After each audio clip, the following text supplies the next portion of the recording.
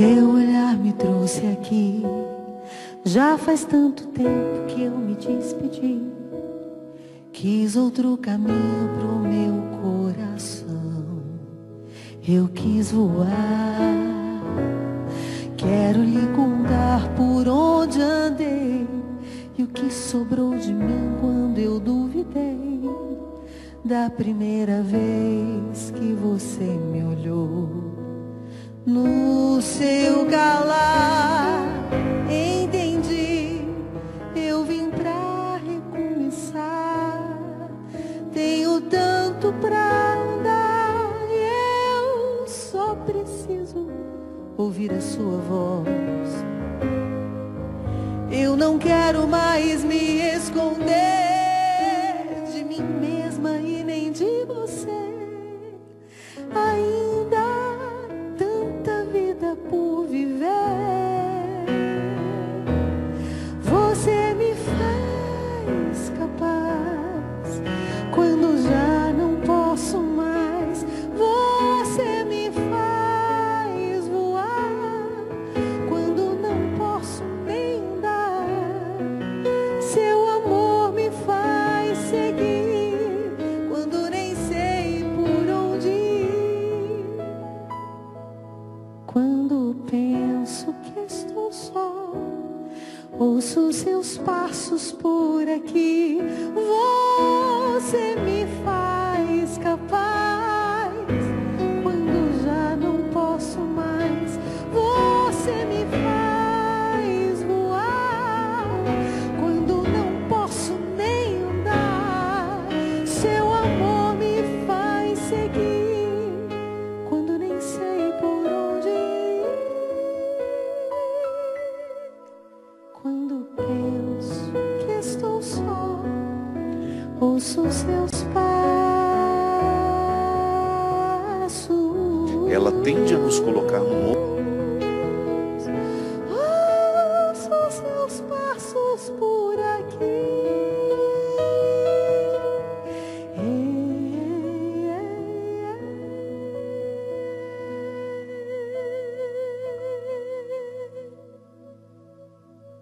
Muito boa noite, com muita alegria que nós começamos mais um programa de Direção Espiritual.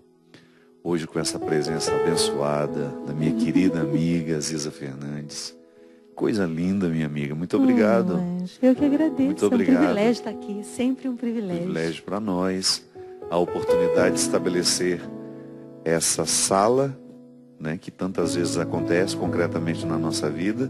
Somos amigos, partilhamos a vida muito, temos o hábito de esporadicamente estarmos juntos e poder fazer uma conversa pública. Você sabe que às vezes a gente conversa coisas tão preciosas que eu gostaria que outras pessoas pudessem ouvir o que a gente fala, porque ficamos tão despidos quando falamos a verdade, né? E é tão bom quando nós estamos motivados pela verdade.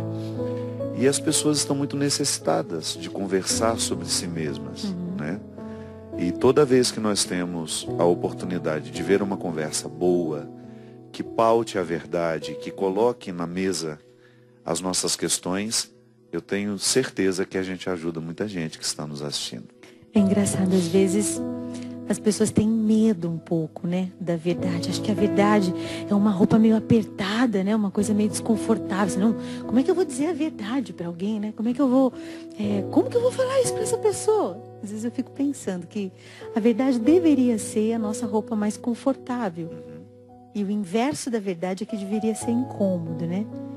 Eu fico pensando o que nos dá segurança para dizer de verdade o que a gente pensa, sem a intenção de ferir o outro, mas também com uma sagrada e imensa intenção de ouvir o que o outro tem a dizer de verdade, né? Mas acho que a gente só tem certeza de ser amado, né? Não é? É engraçado que a gente, no processo de sermos educados, muitas vezes a forma como nossos pais nos educam acabam gerando dentro de nós uma tendência à hipocrisia, né? Aquela história de nós hoje, nascemos... eu preciso falar com você hoje. Nós nascemos verdadeiros, mas depois a gente fica educado. A gente tem uma necessidade muito grande de dizer o que a gente sente, o que a gente pensa. E a criança é muito livre para fazer isso.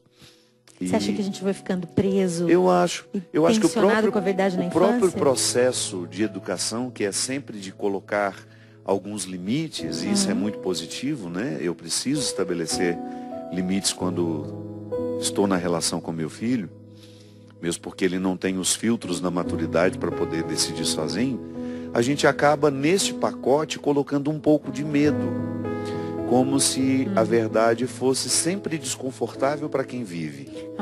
Então a gente aprende a dissimular, né, de ameaça, um instrumento de medo. Nós homens, por exemplo, né, eu me lembro muito a minha psicologia, a minha professora de psicologia falava isso, que o processo de falseamento dos sentimentos, ele está muito ligado na relação do pai com o filho. É verdade. Né? A menina nem tanto. A menina ela é mais livre para chorar, para demonstrar fragilidade. Nós não. Eu me lembro que eu cresci dentro de um contexto em que as pessoas falavam sem nenhum receio, sem nenhum medo, que o homem não devia chorar, que manifestar sentimentos não era interessante. E a gente vai ouvindo isso, são mensagens às vezes diretas, mas muita coisa subliminar também, que vai entrando dentro do nosso inconsciente e de repente você está agindo completamente condicionado por aquilo que foi falado e que não passou pelo crivo do discernimento. Porque toda vez que eu imponho ao meu filho um fardo emocional de não ter o direito de dizer a verdade, eu estou privando daquilo que é mais humano. Mais estruturante, né? Mais forte, mais libertador, né? Não sei se a gente vai sentindo a necessidade de se descascar no caminho, né? Eu sinto cada vez mais uma vontade, não sei se te acontece assim hoje mesmo, hoje foi dia de terapia, hoje foi dia de buscar no meu interior algo que nem eu sei procurar sozinha, e que quando eu encontro aquele lugar, ele é doloroso, mas ele é tão sagrado, que ele passa a ser o lugar mais valioso em mim, porque a partir do lugar em mim, que eu sei dizer a verdade sobre mim, por mais desconfortável que ela seja, aquele desconforto não me domina mais. E saber, ainda que seja a pior história sobre mim, ou a pior característica sobre mim, quando eu me conscientizo deste lugar, eu já sou outra.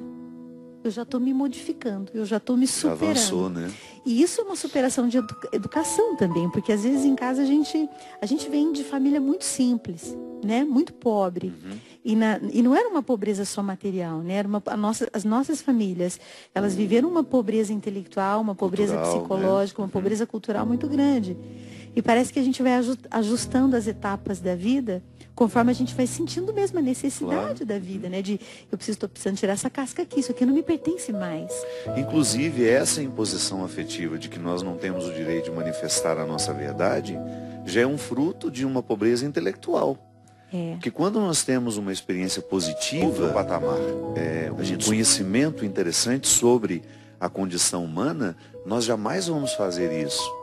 Nós jamais vamos impor a alguém que ela não seja verdadeira, que ela não expresse o que ela sente, que ela guarde as suas opiniões, porque não é interessante viver os confrontos, né? Eu me lembro que eu passei por um processo de educação que foi muito marcado por essa necessidade de evitar conflitos. A gente tinha uma pseudo-compreensão de que a harmonia familiar passava o tempo todo pela ausência de conflitos. E isso não é uma harmonia que se conquista, não, porque né? uma hora explode, é até uma né? acomodação, às vezes uma adaptação aos conflitos, quando na verdade toda relação conflituosa, quando vivida de forma civilizada, respeitosa, ela tende a nos colocar num outro patamar. A gente supera, a gente avança, né? É o que você está dizendo. A gente se supera, na verdade. E eu acho que é bem desafiador, assim, a gente compreender que ter diálogos sobre algo que é conflituoso, difícil, não implica discussão, discórdia, litígio. Justamente. Não implica coragem, implica humildade, implica, nesse lugar, se abrir para um sopro do Espírito que é muito transformador. Talvez os diálogos mais difíceis assim que eu tenha vivido na vida são esses em que eu tinha que mastigar com toda a força meu ego, para que a verdade das circunstâncias sobre mim mesma também aparecesse não só o meu desejo de estar certa, não só o meu desejo de acertar, ou de ter razão, ou de ganhar na briga, sabe? Assim, a gente Sim. tem isso, né? A gente tem aquele bichão, aquele Gollum que sobe assim. Mas nem sempre a gente foi bem educado emocionalmente para buscar a verdade nas circunstâncias, mas a gente só descansa lá. Claro. Mesmo é interessante que isso que você dizia, a influência que nós recebemos, seja dos nossos familiares, sejam dos amigos, dos professores, todas as pessoas que tiveram, de alguma forma, acesso ao nosso processo de formação humana,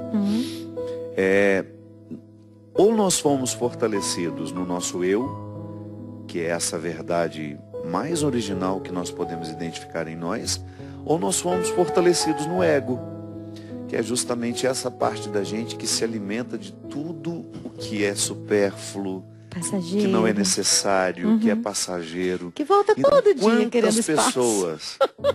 Quantas pessoas, por serem inaptas na relação com os filhos, ou até mesmo, não vamos falar só de filhos, toda autoridade afetiva, que é uma oportunidade que eu tenho de ser ouvido por alguém. A autoridade afetiva é isso, né? Alguém me escuta, o que eu digo é importante para aquela pessoa. Então, eu posso fortalecer na pessoa as instâncias do eu, levando a um profundo conhecimento de si mesma. Sim. Um autoconhecimento que vai depois gerar novas experiências de autoconhecimento, porque isso nunca termina. Ou eu vou levar aquela pessoa ao fosso das mentiras do ego. Que quando eu, por exemplo, fico privado de dizer o que realmente quero, eu tenho um risco muito grande de passar a girar, a orbitar em torno das necessidades do meu ego, que nem sempre são justas. Quase nunca. Quase nunca são justas, né?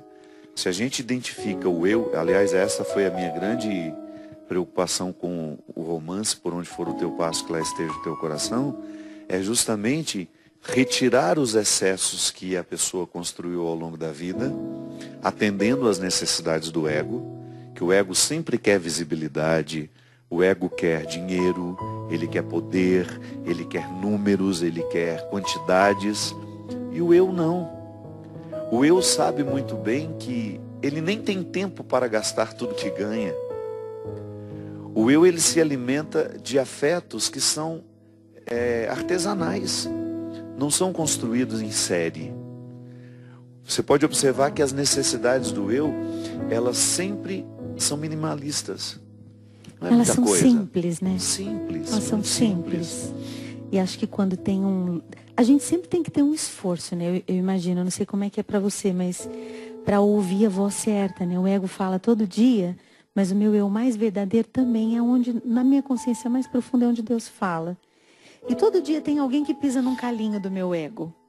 Todo dia tem alguma coisa. Ele se magoa. Todo dia ele dá algum piti. É. Mesmo que eu disfarce, né? Que eu tenho aquela cara catolicamente correta, assim, maravilhosa. Mas lá no fundinho, eu sei quando ele se movimenta, ele grita por espaço. Mas não é nele que eu sou feliz, não é sobre ele, não é através desta voz e da obediência a essa voz em mim que eu me realizo como pessoa, que eu tenho segurança para construir o que eu realmente amo.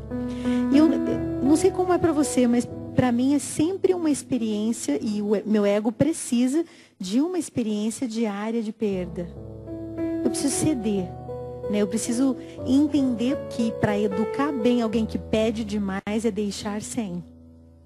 Porque senão ele me domina de alguma maneira, né? Hoje eu estava dizendo para você no caminho do carro vindo para cá, da diferença, assim, de uma pessoa superficial para uma pessoa profunda.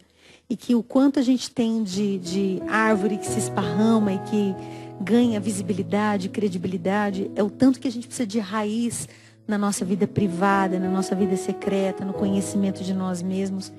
E que muitas vezes a superficialidade é o que mais frustra o outro quando chega perto e vê que não tem fundura nenhuma para pular, né? Eu acho que essa frustração é também uma identificação que a gente faz, é o resultado de uma identificação que é muito desconfortável. O que eu alcancei? A gente avança, né? Porque eu acho que quanto mais velho a gente vai ficando, maior é a nossa pergunta. Mais alta vai ficando essa pergunta. Mais funda e mais alta, é bem isso. O que eu estou achando de tudo isso que eu estou vivendo, né? que eu estou conseguindo fazer de mim? Eu sempre fico perguntando que tipo de pessoa eu vou apresentar à minha morte. É, isso. Quem vai morrer? Quem vai morrer? Como é que eu vou morrer? Eu estava contando para a Ziza na semana passada que eu estou escrevendo um livro, já está pronto na verdade, chama-se A Hora da Essência. E é justamente uma mulher que sabe que vai morrer, mas a mulher que precisa morrer, ela sabe que ela ainda não se tornou. A mulher que está doente é uma mulher muito marcada pelo ressentimento, pela mágoa, não reconciliada com a vida, com as perdas que viveu. E de repente, aquele momento ali em que ela descobre que está morrendo, faz com que ela se faça uma pergunta que está muito ligada a isso que nós estamos dizendo. Quem é que precisa morrer antes de morrer definitivamente? Qual é a mulher, naquela mulher, que precisa fazer as malas e ir embora para que ela morra em paz? Então, às vezes, Isa, quando nós ficamos durante um bom tempo da nossa vida, porque não estamos refletindo suficientemente para identificar isso, quando nós ficamos trabalhando em torno das necessidades do ego, nós construímos dentro de nós essas pessoas que depois nós vamos ter que matar antes de morrermos. Porque senão a gente não apresenta o verdadeiro eu que precisa morrer. Não. Que precisa se despedir da vida, que precisa se despedir das pessoas, que precisa dar significado a tudo aquilo que foi construído, né? Porque é um conflito até com a matéria. Quem vai ter respeito pelo que para mim hoje é especial? Materialmente falando, Sim. Morrer é um conflito não só espiritual, é um conflito material também. Quem vai saber valorizar aquela peça que eu levei a minha vida toda, que eu herdei da minha avó, que minha avó herdou da bisavó? Enfim, nós temos uma série de situações com as quais nós vamos precisar estar reconciliados antes de ir embora. Eu acho que por isso que tem essa história da perda num sentido simbólico mesmo, assim, o renunciar mesmo sem perder, sabe? É o ter sem ser apegado, é o soltar antes que aquilo me aprisione. Eu acho que é um lugar muito... nas pequenas coisas, eu não acho que seja só nas grandes, não. Eu acho que nas pequenas coisas a gente vai aprendendo a ser livre, assim. O que me segura, né? Cada fase da vida é uma porta que você fecha de forma definitiva.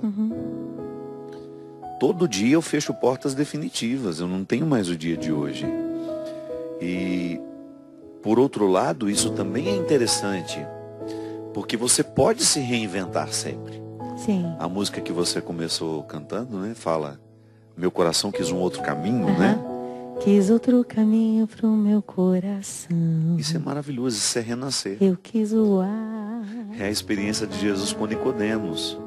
Nicodemos estava cansado dos caminhos que ele andava até então.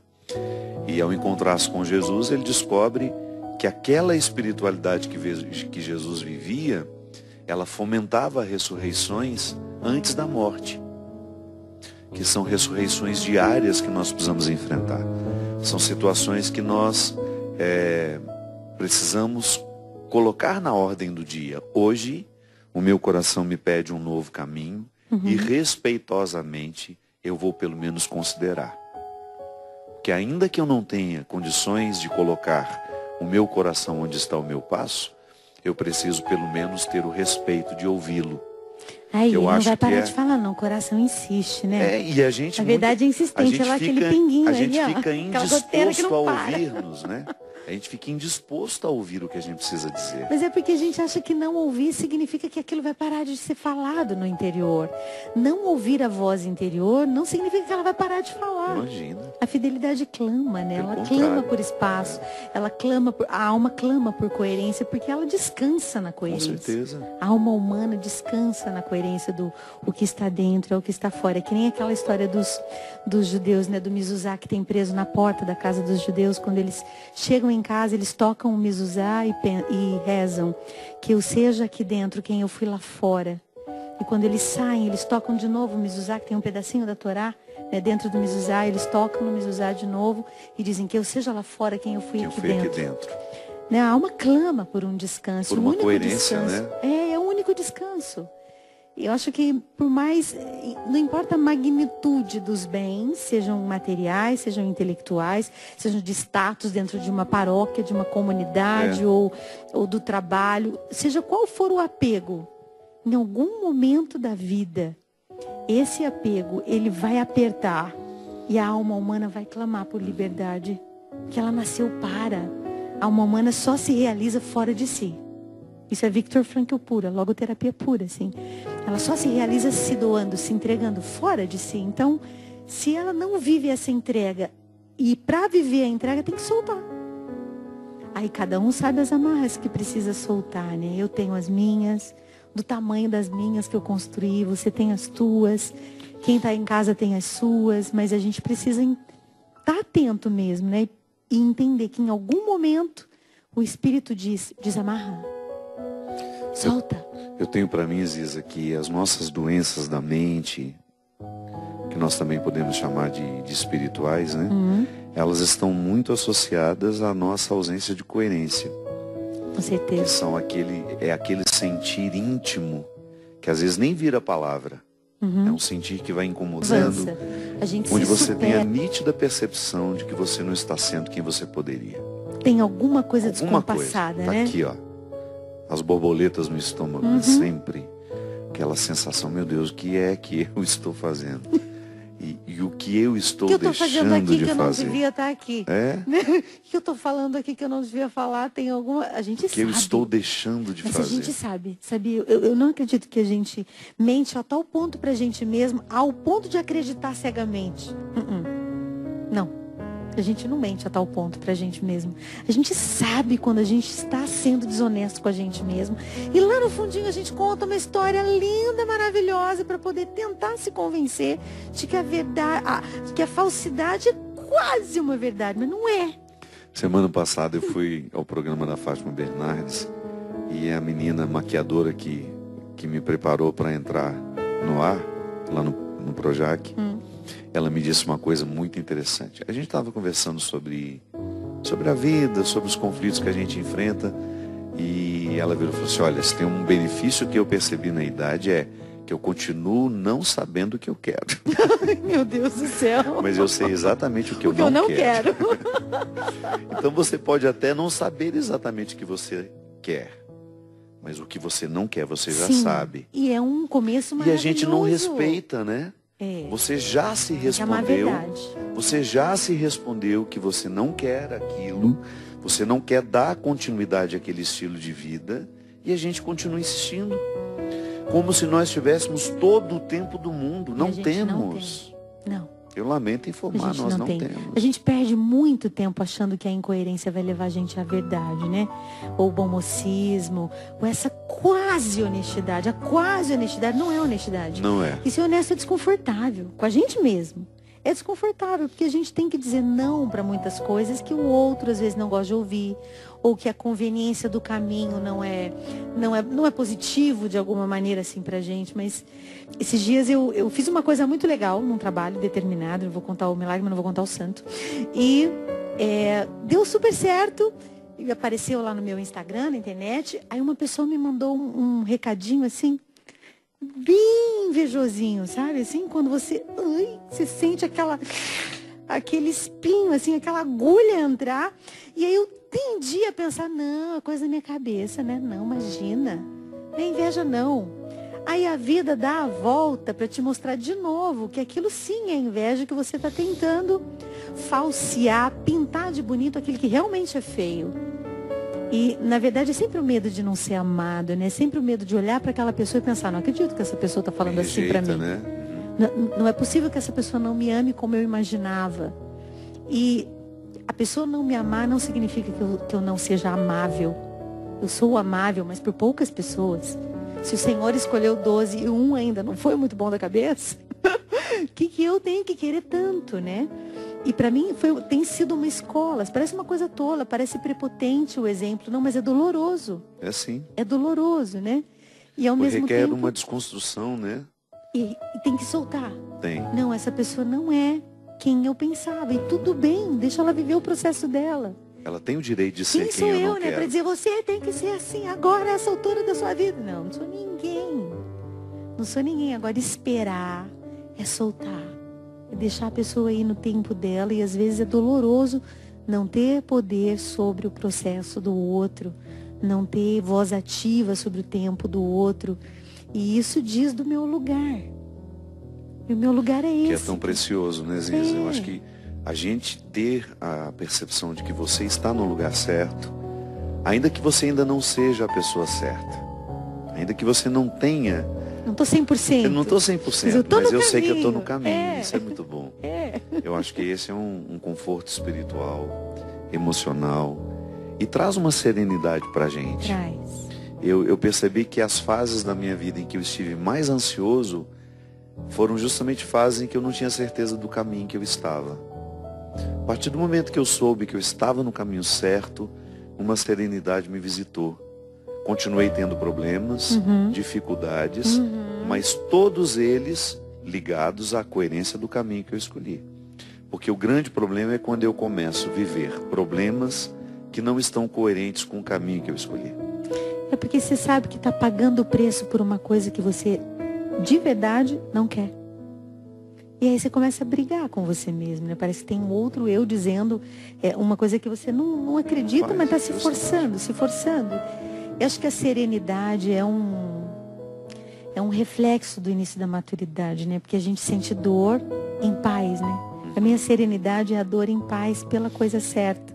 A gente para de brigar, né? A gente para de discutir internamente, brigar secretamente com as pessoas. A gente briga sozinho, né?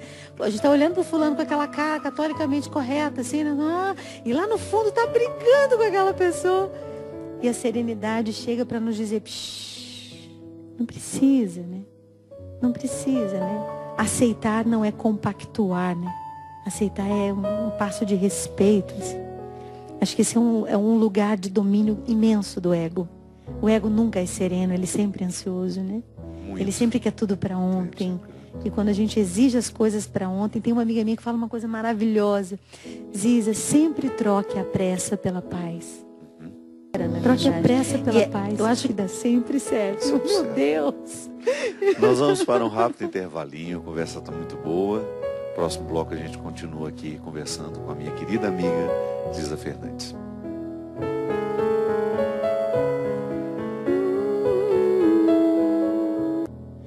Você me faz capaz quando já não posso mais. Você me faz voar quando não posso nem andar. Seu amor me faz seguir quando nem sei por onde ir. Quando penso que estou só, ouço seus passos por aqui. Você me faz capaz quando já não posso mais. Você me faz voar quando não posso nem andar. Seu amor me faz seguir quando nem sei por onde ir. Quando penso que estou só, ouço seus passos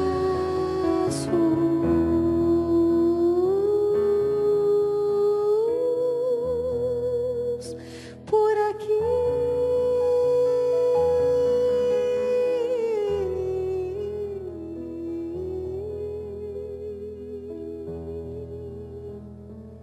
Estamos de volta com o programa Direção Espiritual, hoje com a minha querida amiga Ziza Fernandes, participando conosco. Boa noite, seu Christian. Obrigado pela sua presença. Não sei quanto tempo teremos Christian, então a gente agradece sempre, toda vez que ele vem, né, Ziza? Você nunca sabe se ele vai estar na Maldivas. Não sei se ele vem nas próximas. É. Se eu posso contar com ele no próximo semestre. Entendi. Que às vezes aparece, de repente, uma viagem para Nicarágua. É, né, gente? Do nada. Ali uma na África do viagem Sul. vai fazer um safari. Básico, né? Bem básica a vida dele. Vai fazer um safari. Vai fazer o roteiro de luxo, castelos de luxo da Alemanha. O pior Tá de tudo é que é assim. verdade, né? É verdade. Minha gente, se você quiser viver como o Christian vive, Venha viajar comigo do dia 24 de janeiro até o dia 4 de fevereiro de 2019. Nós faremos uma peregrinação maravilhosa. O que foi, Bia, que você assustou? Não, de 24 de janeiro a 4 de fevereiro. São 12 dias de viagem. É que nem a vida do Cristo mesmo. O quê? 2020, verdade, gente. 2020, querido. Misericórdia. Continua viajando, Cristo, você está no caminho certo. E vamos viajar também, vamos tirar esse dinheiro da poupança, porque depois morre e fica tudo na confusão. Vamos viajar, vamos fazer alguma coisa, antes que a gente tem que levar uma caixa de Dorflex cada vez que sai de casa. Vamos aproveitar, vamos investir em nós. Eu sempre digo, Ziza, que viajar é a melhor maneira de gastar dinheiro. Ah, eu adoro, eu adoro. Porque você agrega cultura, faz amizades e espiritualidade. Porque quando nós fazemos as peregrinações, nós vivemos dias muito especiais, espiritualmente falando. Sim. Missa todos os dias, uma convivência tão saudável. Às vezes a gente tem uma necessidade de convivências saudáveis, não é verdade? Às vezes nós somos muito carentes de ambientes, de pessoas. E é impressionante como a peregrinação proporciona amizades muito bonitas, a gente ganha amizades muito fecundas. lindíssimas, né? Amizades muito especiais, eu gosto demais. Nós faremos, minha gente, um roteiro diferente. Esse eu nunca fiz até então. Nós vamos conhecer o sul da Espanha e depois vamos terminar em Portugal. Nós sairemos no dia 24 de janeiro, vamos para Madrid, ficaremos em Madrid, depois iremos para Toledo, Córdoba, depois de Córdoba, Granada. Conhece essa região ou não? Toledo, sim. Depois Granada, vamos para Sevilha, onde tem uma das Semanas Santas mais tradicionais do mundo, né? De Sevilha vamos para Monsaraz, depois já Évora, em Portugal. De Évora vamos para Rábida, que é uma região lindíssima, de serras ali próxima a Lisboa. E depois a capital Lisboa, onde nós ficaremos 2 dias, vivendo as belezas de Portugal. Comendo um pastelzinho de Belém. Ai, que maravilha, minha gente. Então, programe-se 24 de janeiro de 2020 até dia 4 de fevereiro. Ligue para o telefone que está aparecendo na tela. Fale hoje ainda, ou então ligue amanhã. Hoje você pode falar aqui na Canção Nova, ou você pode ligar amanhã e falar na Obra de Maria. Essas viagens que nós fazemos é uma parceria entre a Canção Nova e a Obra de Maria. E lembrando que é uma forma que nós temos de ajudar as missões que a Obra de Maria tem na África. Todo o resultado das peregrinações, o meu querido amigo Gilberto faz questão de que ele seja encaminhado para a manutenção de trabalhos sociais de maneira muito especial em Moçambique. Essa semana tem o show no dia 3 de agosto. Essa semana não, né? Agora no mês de agosto. Eu terei show em Teresina, no dia 3, no Teresina Hall, às 20 horas e 30 minutos. Então, dia 3 de agosto, você que é de Teresina e região, já agende para estar comigo aí no Teresina Hall, a partir das 20 horas e 30 minutos no dia 3. Depois nós teremos no dia 17 de agosto, Tangará da Serra, no Mato Grosso. O show será no Centro de Tradições Gaúchas Aliança da Serra, às 22 horas. No dia 24 de agosto, nós teremos Abaeté, Minas Gerais, no Parque de Exposições, a partir das 18h30. Depois teremos Maringá, sua terra. Ó, gente, que coisa linda. No dia 30 de agosto. Que legal. 30 de agosto em Maringá, no Fashion Hall, a partir das 21 horas e 30 minutos. Depois, no dia 31, na sua segunda casa, Curitiba. Gente, eu preciso ir nessa turnê aí. Podemos ir. Lá em Curitiba será no dia 31, às 21 horas, no Teatro Positivo. Ai, é lindo. Então, né? maravilhoso. Você já esteve comigo uma vez lá? Cantei lá com você uma vez. Então, agende-se, você quer ir, que está próximo, numa dessas cidades por onde nós vamos passar, com o show O Amor Me Elegeu. Ziza, eu sei que você tem uma experiência muito estreita com a beleza. Eu amo a beleza. E as nossas peregrinações, a gente faz questão de ajudar a educar a alma para a beleza. Sim. E eu identifico no seu trabalho uma pedagogia muito interessante, porque você acaba, com a oficina viva, despertando seus alunos para o gosto das artes, Sim. né? Eu acredito que a beleza tem uma função muito ordenadora e que é muito curativa por ser ordenadora, né? Não é só uma beleza estética, mas uma beleza que provoca ordem no dia a dia, ordem em casa, ordem no trato, ordem no seu caderno, na sua letra. A beleza, quando compreendida por Aristóteles, ela é muito completa, né? Porque ela engloba o que é belo, o que é bom e o que é verdadeiro. Exatamente, é o tripézinho maravilhoso. Sempre que a gente faz algum trabalho na oficina, seja qualquer coisa pequenininha que a gente faça, é muito importante que a gente preze pela beleza, em todos os sentidos. Seja num post na internet, num Instagram, ou no ambiente onde a gente está. Não só pela importância estética, mas pelo que aquilo impacta dentro da gente. Nós, como artistas, por exemplo, nós somos servos da beleza. A gente não admite a feiura em paz. Não. Por quê? Porque é vocação. A beleza, tanto estética, quanto intelectual, quanto literária, quanto espiritual mesmo. A beleza é uma pura vocação. religião, né? E é vocação. Religiosa. E é vocação. Eu vejo que nas pequenas coisas eu dialogo com ela dialoga comigo, me ordena a vida, me ajuda a tomar boas decisões, me ajuda a encontrar exatamente o meu lugar. Quantas ferramentas que trazem beleza a gente utiliza na Oficina Viva, seja no cinema, na literatura, na pintura, na escultura, nos documentários.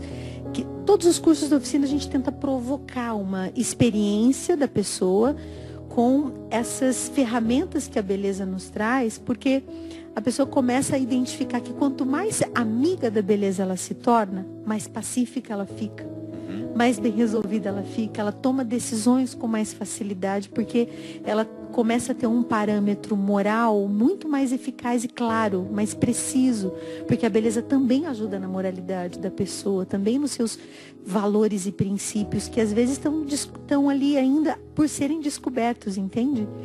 Então, a beleza exige paciência, exige esforço, né? Ela exige estabilidade. Tem vários princípios que ela traz arraigados nela que ajudam a gente a ter uma vida muito melhor. Muito melhor. Se você passa, por exemplo, a não mais tomar café em pé, engolindo um copo de whey ou de Nescau de manhã, de qualquer jeito na sua cozinha de casa, porque você acordou atrasado. Mas não, você passa a arrumar a mesa para você, ainda que seja só para você, e ter o seu ritual, e ter seu prato arrumado, sua xícara, seu pires, parece pequenininho, mas você passa a ter mais paciência com você mesmo. E a beleza é sua régua. Ela passa a te ajudar nas pequenas coisas. A beleza também é a ferramenta das delicadezas na vida. Como a gente se sente amado quando alguém é delicado conosco na beleza, não é? Numa florzinha, num detalhe. Porque os gestos são bonitos, né? Isso. A gente precisa identificar que beleza não é apenas aquilo que nós identificamos concretamente. Um protótipo estético. Numa escultura, num quadro. Não, nós estamos falando da beleza gestual. Sim, de tudo aquilo que na atitude de uma pessoa me soa bonito. Isso. Ela é delicada, ela é educada, ela é gentil. Tudo isso é beleza, né? Gentileza. A beleza do comportamento. Isso. Gentileza não compactua com feiura, se você pensar bem. Não, bondade não compactua com feiura. Mentira não compactua com beleza. Então, acho que tem um princípio aí, tem uma coisa que ajuda demais, ajuda as pessoas a se perdoarem mais. Porque é uma ferramenta de perdão. Às vezes eu não sei o que eu te dizer depois que a gente teve alguma dificuldade ou alguma tensão. E aí um gesto de delicadeza, portando beleza, quebra um coração. Você lembra do conto da festa de Babette? Lembro. Para quem não assistiu, se puder assistir o filme também, ou ler o conto da Karen Blix, é a coisa mais linda do mundo quando você passa para cozinhar para alguém, arrumar uma mesa bela para alguém e saber que o impacto daquela delicadeza amansa os ânimos, amansa os temperamentos feridos, amansa uma brabeza, uma coisa que está desconfortável, descompassada dentro de mim. Né? A beleza, ela é uma ferramenta de pacificação da alma. Né? E você tem feito esse trabalho da Oficina Viva, você atinge todas as faixas etárias, né? Sim, dentro da oficina... Todo mundo está precisando de beleza, então? Todo mundo. Agora, você percebe que, por exemplo, eu vi que há pessoas que já têm uma certa idade lá. Sim, no grupo. Tem. é possível educar a alma para essa percepção da beleza em qualquer momento da vida, né? Com certeza.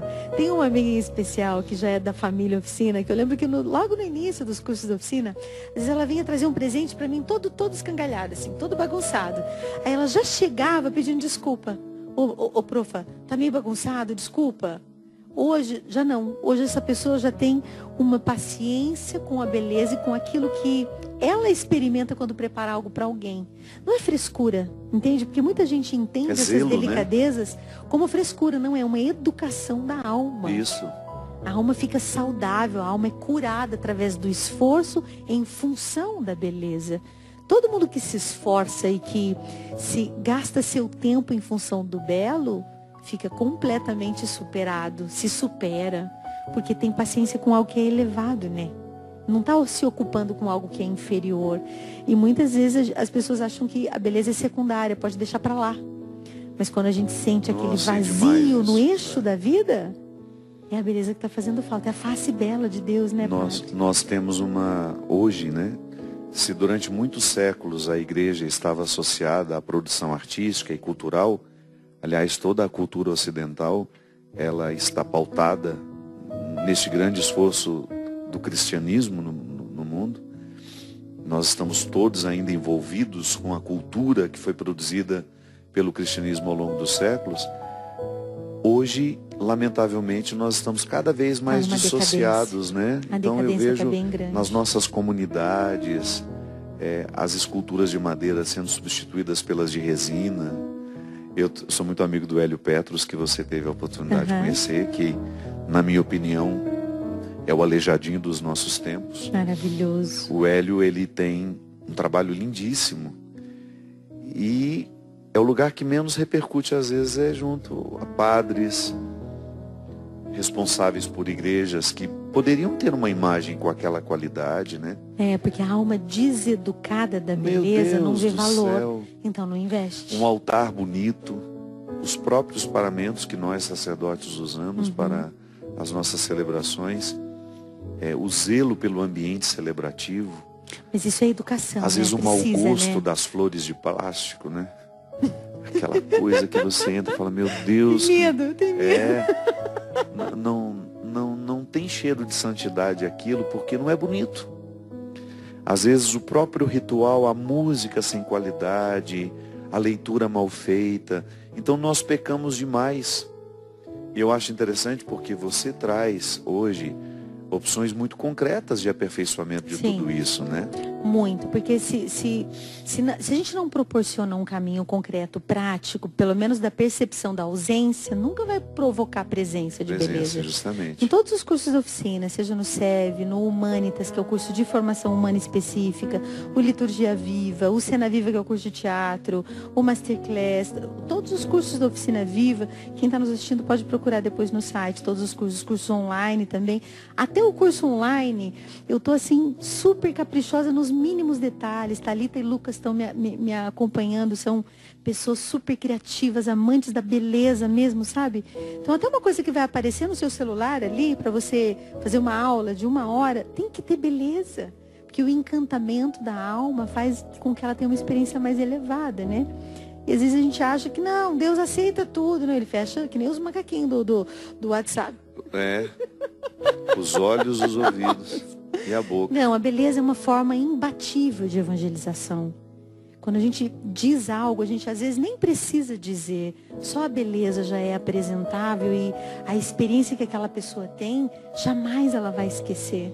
Jamais. Outro dia eu presidi uma missa num contexto muito particular de alguns amigos, de uma situação que nós gostaríamos de agradecer a Deus pelo que ocorreu.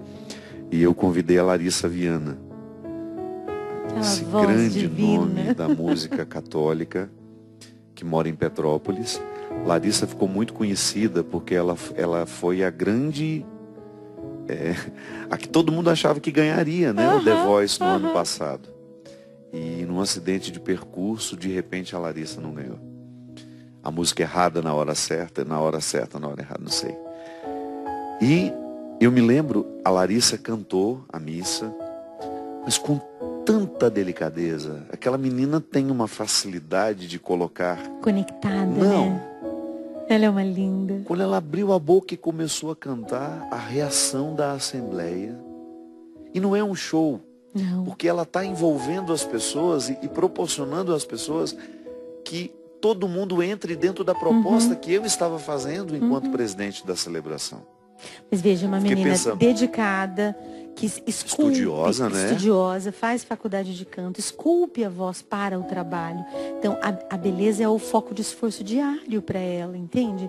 Às vezes a gente acha que só a intuição ou só o instinto musical brasileiro é suficiente para provocar beleza nos outros. Né? Não. E eu percebi que Não. aquela missa para mim foi uma aula.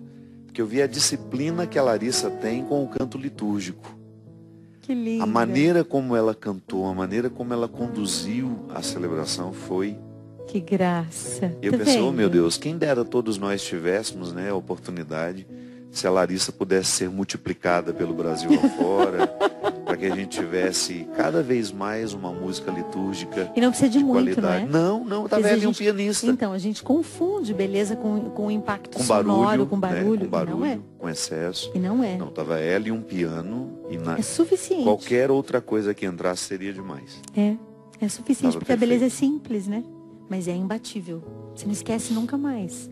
Não marcou definitivamente e as pessoas. Precisa, né? Ela é precisa, a beleza é precisa, assim. E quando bem executada e oferecida, é um evangelho claríssimo, né? O Senhor é palpável, né? Muito. É palpável, a gente se sente consolado. O céu se antecipa.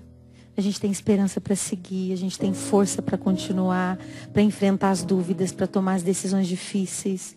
É como se a gente respirasse de um ar mais elevado. É isso.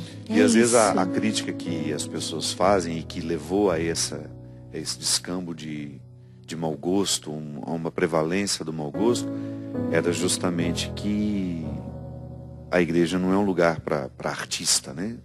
E isso ficou até um termo pejorativo. Nossa, não vai estudar Palestrina para você ver pois se não é lugar. Ave Maria. As pessoas ficam dizendo, eu não sou artista, eu não sou isso, não sou aquilo. Gente, mas tem que ter sensibilidade artística. É ser mordomo da beleza, servir aos outros, né? Às vezes eu escuto isso de padres, de pessoas que trabalham com comunicação, que ficam frisando, eu não sou artista, como se isso fosse pejorativo. Ou vaidoso. Ou... não, Maria, pelo amor de Deus, hospedar a arte é de uma dignidade. Sim. E é exigente, é sofrido. Exigente demais, porque é uma hóspede exigente. Sim, ela pode me transformar numa pessoa insuportável. O artista tem um pezinho na insuportabilidade. Padre, todo mundo que tem uma prepotência muito grande falha na sua habilidade. Pode escrever. Porque é verdade. Quando algum artista é hábil mesmo na sua obra, ele sofreu para ser. Então ele sabe o lugar dele, o sofrimento se encarrega de acachapar o ego, sabe? Então todo mundo bem, o Christian deve saber, um músico muito bom, ele geralmente não é tupetudo, não é prepotente, porque ele sabe o lugar dele. Sabe o lugar dele. E é sempre construído com muito esforço, fidelidade estável, esforço constante, entende? Pelo menos a minha experiência com grandes artistas são sempre os mais humildes. Sempre, porque eles são servos da beleza e não donos, né? E não se trata de você reduzir a experiência religiosa ao sensível. Então agora eu vou lá só para sentir. Não. Mas se a gente não sente, dificilmente nós vivemos as outras etapas. O primeiro impacto que é aquilo que se celebra, né? Dentro de nós e que, sendo celebrado dentro de nós, provoca uma forma de pensar, uma transformação da mentalidade. Então, se eu fico privado, se o tempo todo eu vou numa missa que é árida, que não toca a minha sensibilidade, que não tem elementos de beleza, resistências mais do que aderência, né? Ela vai fazer mais mal do que bem. Né? E não adianta essa história, precisa ter consciência do valor da Eucaristia em si, tá bom. Eu não estou me desprendendo disso. Mas então não coloca os elementos que são diabólicos, né? O mau gosto é diabólico. Só distrai. Uma leitura mal feita, uma música mal executada vai provocar muito mais estragos na Assembleia do que favorecimentos, né? Às vezes a gente não tem noção do tamanho do estrago, né? Ou do tanto de almas que a gente espalha, né, da igreja. Mas acho que isso é vocação. A gente tem que amar muito o belo para se esforçar por ele, se debruçar por ele, gastar tempo por ele, saber que também só nele a gente vê a face de Deus. É isso mesmo. Pelo menos para minha experiência como artista, é só nesse lugar, assim, num esforço, às vezes, num cansaço imenso, e aí tem aquela respirada que você percebe aqui. É aqui que Deus está, é aqui que eu vou ficar. Obrigado, minha amiga. Obrigado Pela sua presença. Eu que agradeço. Você trouxe beleza. Privilégio. Muito trouxe obrigada. reflexão, trouxe tanta coisa boa para nós. Obrigada. Fez o nosso programa Direção Espiritual uma experiência que, tenho certeza, tocou o coração de muita gente. Obrigada. Você que nos acompanha, muito obrigado. Obrigado pelo seu carinho, pela feliz oportunidade que eu tenho de toda quarta-feira estar com você. Que Deus derrame sobre todos nós a sua bênção e torne-nos cada vez mais conscientes dos caminhos que nós precisamos andar, da fidelidade que precisamos ter ao nosso coração, lugar por excelência onde Deus nos fala. Ele que é Pai, Filho e Espírito Santo. Amém. Amém. Até a semana que vem, se Deus quiser. Canta pra gente, minha filha. Você me faz capaz quando já não posso mais. Você me faz voar quando não posso nem andar. Seu amor me faz seguir quando nem sei por onde ir. Quando penso que estou só, ouço seus passos por aqui. Você me faz capaz quando já não posso mais. Você me faz voar quando não posso nem andar. Seu amor me faz seguir quando nem sei por onde ir. Quando penso que estou só, ouço seus passos por aqui.